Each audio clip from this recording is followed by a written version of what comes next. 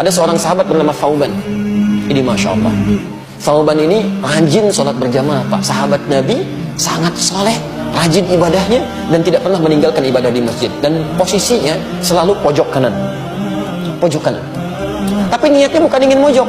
Niatnya bagaimana saya bisa khusyuk ibadah dan tidak mengganggu orang. Karena biasanya posisi di pojok itu pada umumnya tidak banyak singgungan dengan orang lain. Tidak banyak singgungan dengan orang lain. Maka Masya Allah, maka ketika datang ibadah, ramai masjid dan sebagainya, sampai satu ketika, saya persingkat, dalam sholat subuh, beliau tidak datang. Ditunggu oleh Nabi. Sampai Nabi bertanya begini, kemana Thauban? Radhiyallahu ta'ala anhu. Kemana Thauban? Tidak ada yang tahu. Sampai ketahuan oleh Nabi itu. Jadi satu orang nggak datang aja, oleh Nabi ketahuan, disipulan kemana nih? Nggak ada gitu. Tapi sahabat mengatakan, kami tidak tahu ya Rasulullah, kan? Apa yang terjadi? Ditunggu oleh Nabi. Saking seringnya sholat berjamaah, Nabi tidak ingin orang ini ketinggalan. Ditunggu sampai agak kemudian melewat, waktunya mulai berlanjut, diputuskanlah untuk dilakukan sholat. Ya, karena dikhawatirkan habis waktu subuhnya. Sholat ditunaikan, selesai menunaikan sholat, diputuskan untuk menengok sahabat tadi. Perhatikan, orang sering ke masjid, tidak ada di masjid, Nabi masih mengajak sahabat untuk menengok. Itulah jamaah. Anda tahu ketika menengok itu, ditelusuri jalan ke rumahnya, itu ternyata jarak yang ditempuh 3 jam. 3 jam. Nah, yang paling ingin saya sampaikan ketika ditengok, istrinya kemudian mulai keluar mengatakan, "Tufiya zawji." "Aina Thauban?" "Kemana Thauban?" kata Rasulullah SAW. Kata istrinya, "Maka tufiya, dia sudah wafat, meninggal." Lalu Nabi berkata, perhatikan kalimatnya, apakah ada yang terjadi sebelum dia meninggal? Baik, ini yang harus kita catat. Apa yang terjadi? Kata istrinya, "Saya tidak merasa ada yang istimewa, tapi saya tidak memahami 3 kalimat yang diucapkan." 3 kalimat. Bahaya apa itu? Nah, ini hikmahnya yang harus kita tangkap. Sebelum beliau meninggal dalam sakaratul mautnya, beliau mengatakan, "Kenapa nggak lebih jauh lagi?" katanya. Kalimat pertama, saya tidak paham itu. Kalimat kedua, "Kenapa bukan yang baru?" katanya kan? Kenapa bukan yang baru? Dan kalimat ketiga, "Kenapa tidak semuanya aja?"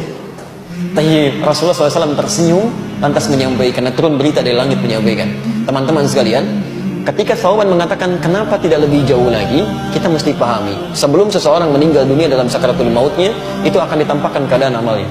Nah, ini ditampakkan bahwa ketika beliau berangkat ke masjid itu ditampakkan pahala-pahala kebaikannya. Maka dia katakan, "Ya Allah, kenapa nggak lebih jauh lagi masjidnya?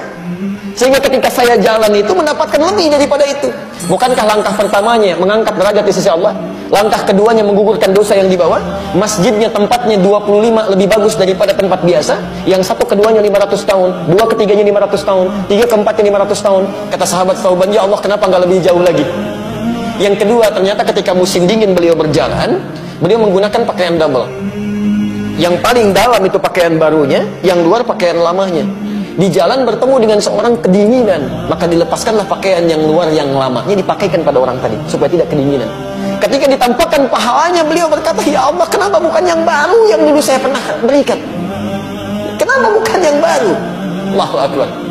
Dan terakhir mengatakan, kenapa bukan semuanya? Karena beliau terbiasa bersedekah pada orang, memberikan kebaikan-kebaikan, kadang-kadang berbagi dengan orang lain. Ketika ditampakkan pahalanya, Allah, kenapa nggak semuanya aja dulu saya kerjakan? Ada penyesalan dalam jiwanya. Anda bayangkan seorang sahabat mulia saja masih menyesal dengan amalnya, maka bagaimana dengan orang-orang yang belum sempurna kebaikan-kebaikannya seperti itu? Jangan sampai meninggal dunia lantas dikatakan fa asaddaqa wa aqum minas shalihin. Beri kesempatan ya Allah walau sebentar.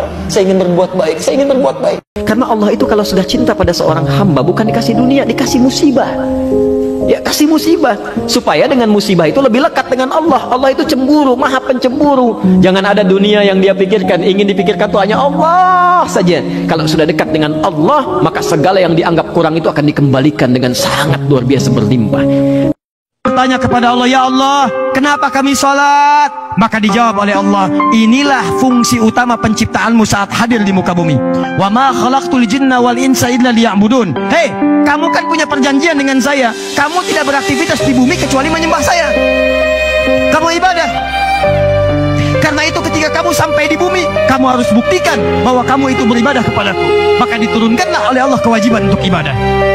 Jadi kalau ada orang-orang yang turun ke bumi jadi manusia dan dia tidak mau beribadah kepada Allah, maka akibatnya, mohon maaf, itu tanda pertama dia sedang tidak berkomitmen dan melanggar ketentuan dengan Allah Subhanahu wa taala. Perhatikan ketentuannya. Kata Allah, saya ciptakan kamu untuk ibadah. Siap? Siap ya Allah. Bahkan ada perjanjian di Quran surah ke-7 ayat 172. Wa idz akhadha rabbuka min bani Adam min zuhurihim dzurriyyatahum wa asyhadahum ala anfusihim alastu bi rabbikum. Kata Allah, ingat, kamu sebelum lahir ke bumi, kita bikin perjanjian. Saya akan berikan semua kebutuhan kamu. Sakit saya sembuhkan. Maaf kalau kamu salah, saya maafkan. Ampunan kalau kamu dosa, saya ampuni. Butuh rizki, saya berikan. Punya masalah, saya tuntaskan. Punya kesulitan, saya mudahkan. Sepakat? Sepakat ya Allah. Cuma syaratnya satu. Saat kamu nanti terlahir ke muka bumi, kamu harus menyembah saya. Alastu bi rabbikum. Siaplah engkau menjadikan saya sebagai Tuhan yang layak disembah? Maka kita mengatakan bala syahidna.